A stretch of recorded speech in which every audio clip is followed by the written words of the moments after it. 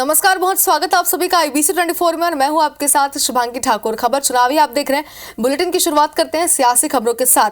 असम के मुख्यमंत्री हिमंता बिस्वा शर्मा ने अपने एक बयान में कहा कि जब भाजपा को 300 सीटें मिली तो इसने अयोध्या में राम मंदिर बनाया और अगर इस बार लोकसभा चुनाव में भाजपा 400 सीटें जीतने में सफल रही तो मथुरा में कृष्ण जन्मभूमि स्थान पर और वाराणसी में मंदिर बनाएंगे।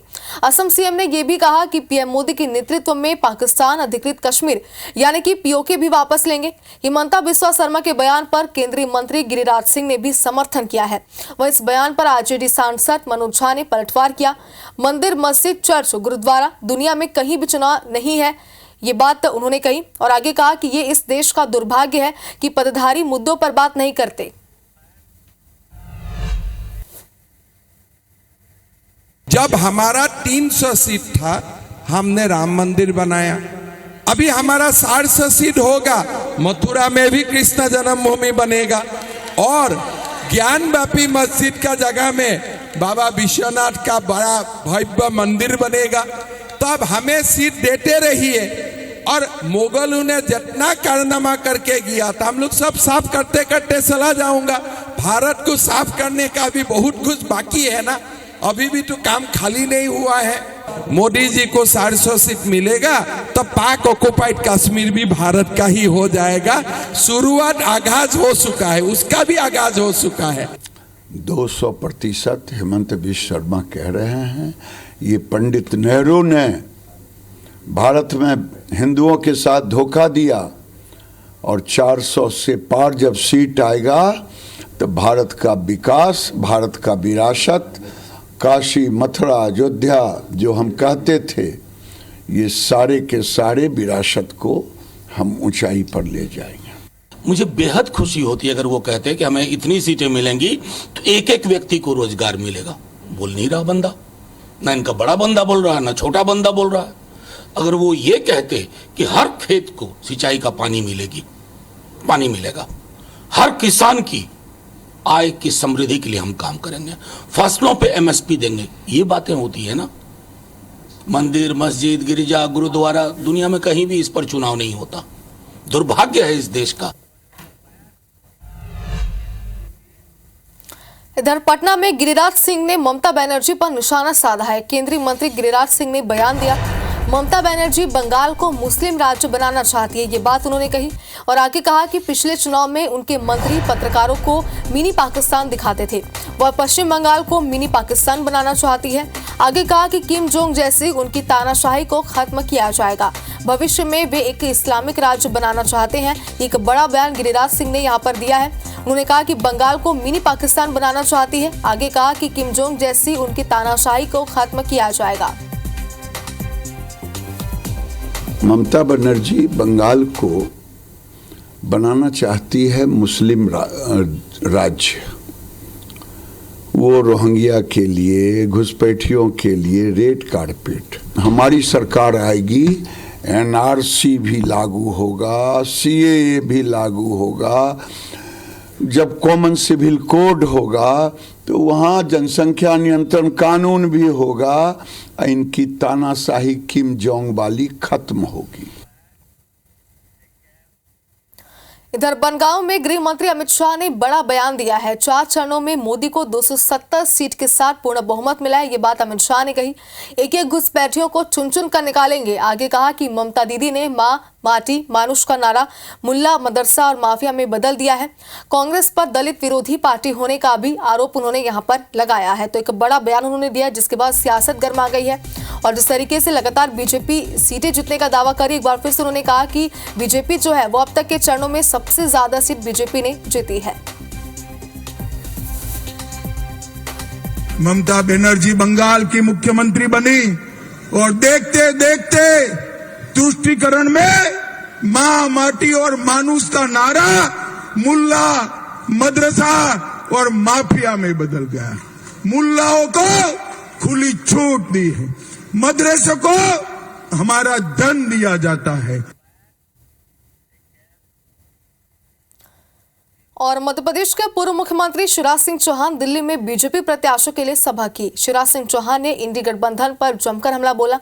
पूर्व मुख्यमंत्री ने कहा कि एक तरफ जहां एनडीए से हमारे प्रधानमंत्री नरेंद्र मोदी हैं, तो वहीं इंडी गठबंधन वाले आपस में लड़ रहे हैं। केजरीवाल को लेकर शिवराज सिंह चौहान ने कहा कि केजरीवाल नहीं करप्शनवाल बन गए। उन्होंने क्या कुछ कहा, आपको सीधे सुनाते हैं। केजरीवाल केजरीवाल नहीं रहे, केजरीवाल केजरी करप्शन बाल हो गए। जहां जहां इनकी पार्टी जीतती है भ्रष्टाचार के एक तंत्र ही खड़ा हो जाता है। केजरीवाल शराब घोटाले में शामिल होंगे। और चलिए अब सीधे आपको ले चलते हैं लखनऊ में इंडिया गठबंधन की प्रेस कॉन्फ्रेंस, जहां पर मल्लिकार्जुन खड़गे और अखिलेश यादव प्रेस कॉन्फ्रेंस कर रहे हैं। 4 इलेक्शन के नतीजे देखने के बाद हमें ऐसा है, रिपोर्ट्स आए हैं कि गठबंधन आगे है और बीजेपी पीछे है। उसके बाद देखिए, देश को तो बहुत कुछ हमने दिया है, खासकर गांधी जी ने जो आजादी दिलाई, नेहरू जी ने जो अपना एक लोकतंत्र का बुनियाद डाला, डॉक्टर बाबा साहब अम्बेडकर ने संविधान लिखा, और इसको पूरा गांधी जी, नेहरू जी और सब जो कॉन्स्टिट्यूंट असेंबली के मेंबर थे वो पूरे सपोर्ट करे, और वो समानता के लिए, एक होकर चलने के लिए और सेक्युलर बेसिस चलने के लिए उन्होंने पूरी कोशिश की, और वो संविधान अब चल रहा है। इसको बदलने की कोशिश ये लोग कर रहे हैं, और हम ये नहीं कहते कि हमारे पास कोई कहने के लिए सबूत नहीं है। ये तो पहली बार हमारे आरएसएस के नेता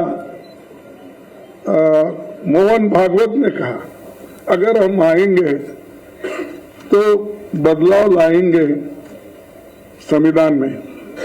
और दूसरा कहा, हमारे कर्नाटक में हमको 2/3 मेजॉरिटी इसलिए होना है कि हम संविधान को बदलना चाहते हैं।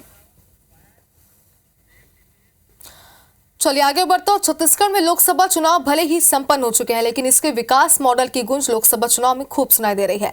प्रधानमंत्री नरेंद्र मोदी अपनी चुनावी रैलियों में प्रदेश की साय सरकार के कामकाज की जमकर तारीफ कर रहे हैं, जिससे प्रदेश की साय सरकार का विकास मॉडल सुर्खियों में चर्चा में आ गया है। देखिए इस पर एक रिपोर्ट।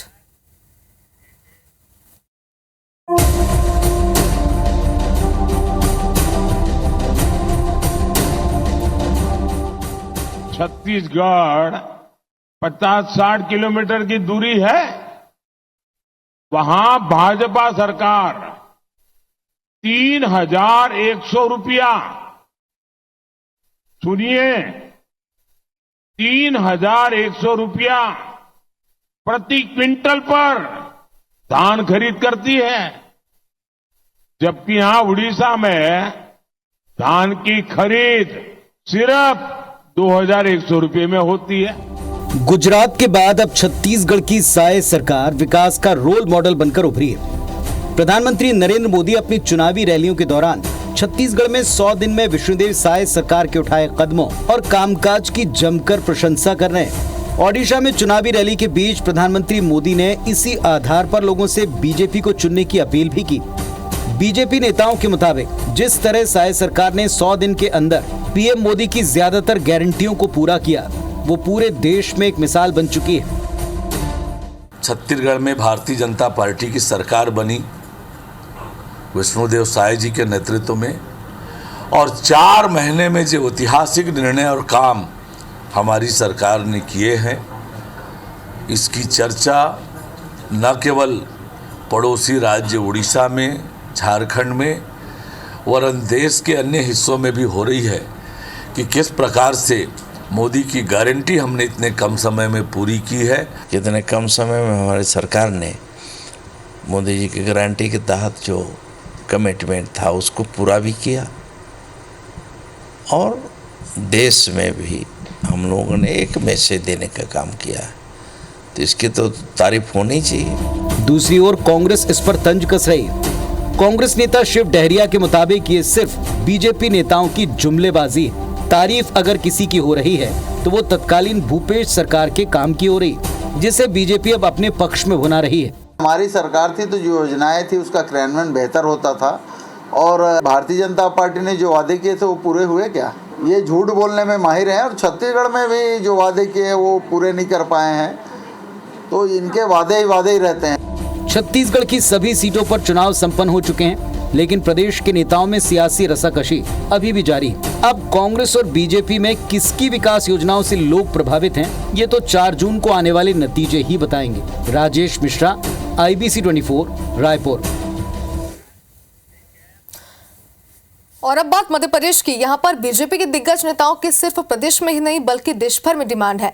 मध्य प्रदेश की 29 लोकसभा सीटों पर चुनाव निपटते ही सीएम मोहन यादव, पूर्व सीएम शिवराज सिंह चौहान और VD शर्मा ने चुनावी राज्यों वाली लोकसभा सीटों का रुख कर लिया है। उन्हें पार्टी के प्रचार के लिए अलग अलग राज्यों और लोकसभा क्षेत्रों में भेजा जा रहा है। देखिए इस पर एक खास रिपोर्ट।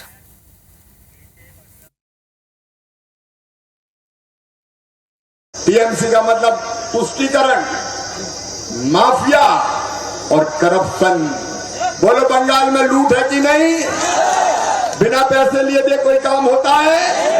तोलाबाजी टैक्स लगता है कि नहीं? यहाँ की सरकार भ्रष्टाचार में डूबी है कि नहीं? मध्य प्रदेश के पूर्व सीएम शिवराज सिंह चौहान जब अपने सियासी विरोधियों पर हमलावर होते हैं तो उनका अंदाज देखते ही बनता है, लेकिन आजकल उनका ये चुटीला अंदाज मध्य प्रदेश में नहीं बल्कि टीएमसी के गढ़ पश्चिम बंगाल में देखने को मिल रहा है, जहां वो बीजेपी प्रत्याशियों की जीत सुनिश्चित करने में कोई कसर नहीं छोड़ रहे। और सिर्फ शिवराज सिंह चौहान ही नहीं बल्कि सीएम मोहन यादव भी देश भर में बीजेपी के पक्ष में चुनावी सभाएं कर रहे हैं। मोहन यादव का 19 मई तक का चुनावी सभाओं का कार्यक्रम तय है। मोहन यादव 19 मई तक यूपी, दिल्ली, झारखंड और महाराष्ट्र में प्रचार करेंगे और बीजेपी प्रत्याशियों को जिताने की अपील करेंगे। मोहन यादव 15 मई को दिल्ली से हरियाणा जाएंगे और रोहतक संसदीय क्षेत्र में सभा करेंगे। 16 मई को झारखंड के रांची और हजीराबाद में सभा को संबोधित करेंगे। इसी तरह 17 मई को यूपी के श्रावस्ती और रायबरेली संसदीय क्षेत्र में डॉक्टर मोहन यादव प्रचार करेंगे। 18 मई को मोहन यादव मुंबई जाएंगे जहां सभाएं होंगी।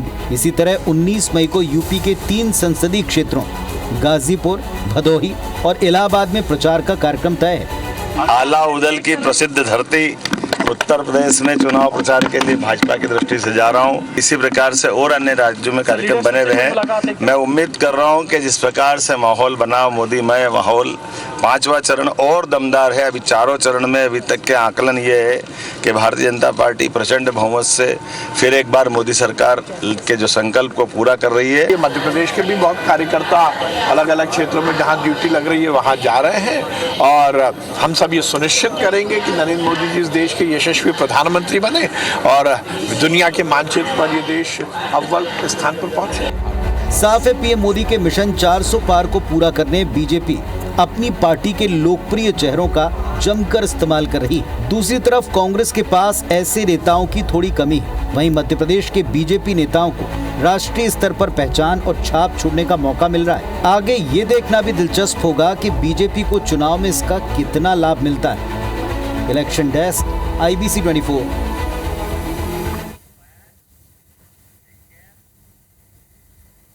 और छत्तीसगढ़ में शराब हमेशा एक राजनीतिक मुद्दा रहा है। अब एक बार फिर से शराब अहाते को लेकर कांग्रेस और भाजपा आमने सामने है। आखिर दोनों पार्टियों के बीच बहस क्यों हो रही है, इस पर देखिए हमारी खास रिपोर्ट।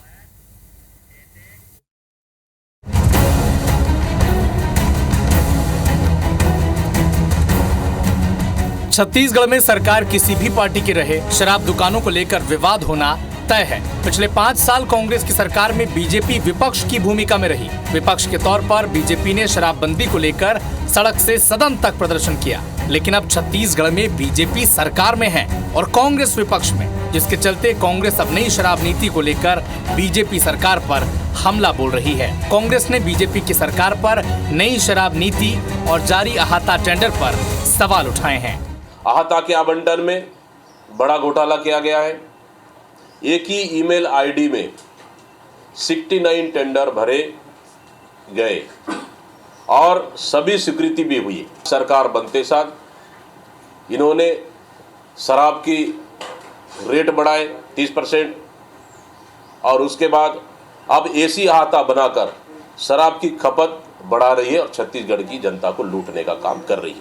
एक ही ईमेल आईडी से दर्जनों की संख्या में टेंडर डाले गए हैं और उनको स्वीकृति भी नहीं दी।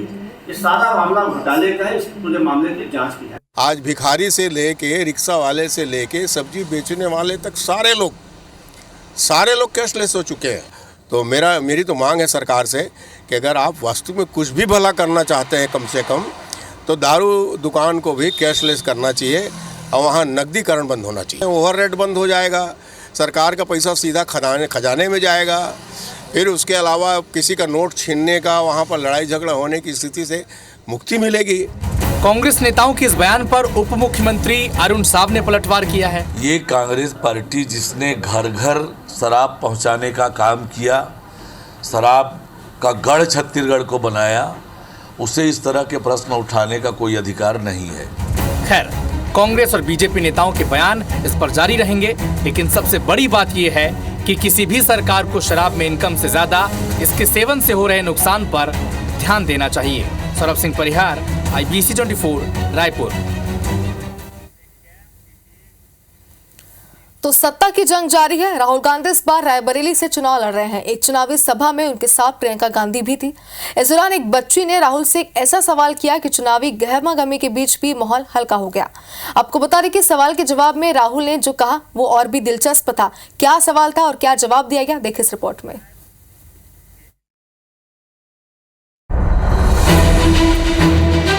नफरत के बाजार में हम मोहब्बत की दुकान खोलने निकले। 24 का चुनाव राहुल गांधी के लिए दो मोर्चों की लड़ाई है। एक लड़ाई वो कांग्रेस के वजूद के लिए लड़ रहे हैं और दूसरी वो खुद को साबित करने के लिए। किसी से भी डिबेट करने को तैयार हूँ, प्रधानमंत्री से। मैं प्रधानमंत्री को जानता हूँ, प्रधानमंत्री मुझसे डिबेट नहीं करेंगे। जाहिर है आसान नहीं है ये जंग, खासकर तब जब उनके आलोचकों की जमात काफी बड़ी हो। पर एक बात सभी मानते हैं कि लगातार निशाने पर रहने के बाद भी राहुल अपने ही अंदाज में नजर आते हैं। कुछ न कुछ ऐसा कर जाते हैं कि सियासत के इतर भी उनकी चर्चा आम हो जाती है। ये जो मेरी बहन है, इसका मैं दिल से धन्यवाद करता हूँ कि जब मैं देश में कैंपेनिंग कर रहा हूँ, चुनाव लड़ रहा हूँ, तो ये यहाँ मेरे लिए, मेरी मदद के लिए यहाँ अपना खून पसीना पूरा आपको दे रही है। इस बार जिस वीडियो क्लिप की चर्चा सरगर्म है वो है रायबरेली की एक चुनावी सभा की, जिसमें राहुल और प्रियंका दोनों साथ नजर आ रहे हैं। अनौपचारिक और सहज अंदाज में बातें भी हल्की फुल्की, भाई और बहन की बेफिक्री वाली एक तस्वीर। पहले उसका जवाब दो। क्या जवाब है? सवाल क्या है भाई? क्या सवाल है? क्या सवाल है? अब जल्दी करनी पड़ेगी। वीडियो में एक आवाज सुनाई देती है, एक सवाल सुनाई देता है जिसमें राहुल से ये पूछा जाता है कि वो शादी कब करेंगे। इस सवाल को राहुल सुन नहीं पाते, पर प्रियंका सुन लेती हैं और राहुल से कहती हैं कि पहले इस सवाल का जवाब वो दें। राहुल सवाल को समझते हैं, मुस्कुराते हैं और कहते हैं अब तो करनी ही पड़ेगी। क्या सवाल है? क्या सवाल है? अब जल्दी करनी पड़ेगी। ये वीडियो कुछ कहता है, दौरे जंग में मुश्किलें जितनी सही, मुस्कुराहटें बाकी हैं, कुछ पलों की राहतें बाकी हैं। Election desk, IBC 24।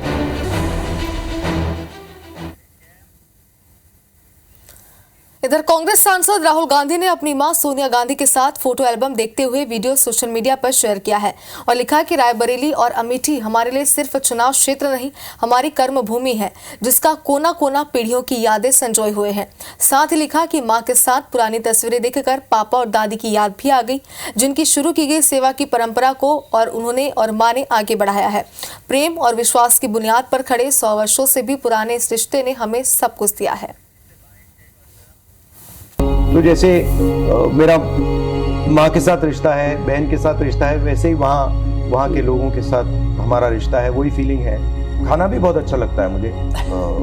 रायबरेली में जो वो दाल है, वहाँ पे दाल, अरहर की दाल, वो शायद कहीं दुनिया में नहीं मिलती है वैसी दाल। तो मेरे लिए ये दोनों कॉन्स्टिट्यूंसीज एक हैं। अमेठी और रायबरेली ने हमें सब कुछ दिया है। जब भी अमेठी रायबरेली को जरूरत होगी हम वहां मिलेंगे। और यहाँ रुकते हैं एक छोटे से ब्रेक ले, ब्रेक के बाद देखेंगे यूपी अपडेट्स।